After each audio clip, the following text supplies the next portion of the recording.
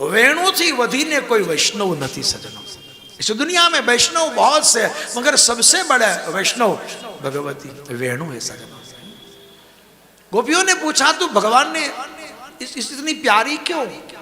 अपने गुजरात ना एक विद्वान बहुत सरस कहता, आदरणीय योगेश भाई शास्त्री जी, तो मैंने एमनी पास योगेश भाई शास्त्री बहुत सरस कहता था कि गोपीओए वेणु ने पूछ्યું કે અલી વેણુ તું કનૈયા ને કેમ વાલી?